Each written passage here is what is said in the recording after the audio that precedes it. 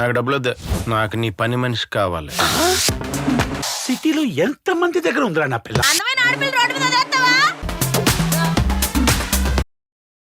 Hi friends, ఈరోజు మనం మాట్లాడుకోబోతున్నాం చైతన్యరావు, మాలవిక సతీశన్ కలిసి నటించిన పారిజాత పర్వం మూవీ రివ్యూ గురించి. ఇక మనం కథలోకి వెళ్ళినట్టయితే, చైతన్య తన ఫ్రెండ్ హర్షాని హీరోగా పెట్టి ఒక రియల్ స్టోరీని డైరెక్ట్ చేయాలని బలంగా ఫిక్స్ అవుతాడు.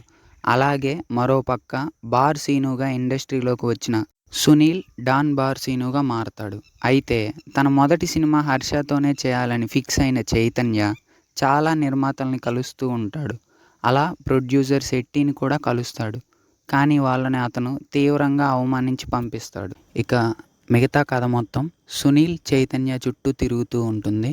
ఇక మనం హీరోయిన్ శ్రద్ధాదాస్ గురించి మాట్లాడుకున్నట్లయితే, పార్వతి పాత్రలో నటిస్తూ ఉంటుంది. మూవీలో కొంచెం తక్కువ ఇంపార్టెన్స్ ఇస్తారు.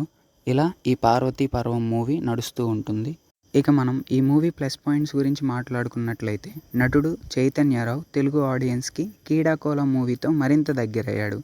ఈ సినిమాలో కూడా డీసెంట్ పర్ఫార్మెన్స్తో ఆకట్టుకున్నాడు. హీరోయిన్ మాలవిక సతీశన్ మరియు చైతన్యరావు కెమిస్ట్రీ చాలా బాగుంటుంది. ఇంకా వైవా హర్ష మరొకసారి తన కామెడీ టైమింగ్ సినిమాలో చూపిస్తాడు.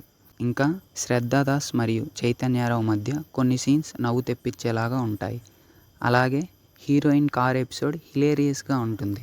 ఇంకా సునీల్ కూడా మంచి షేడ్స్లో కనిపిస్తాడు. వీరితో పాటుగా శ్రీకాంత్ అయ్యంగర్, సురేఖ ఇంకా మిగతా నటులు మంచిగా నటిస్తారు.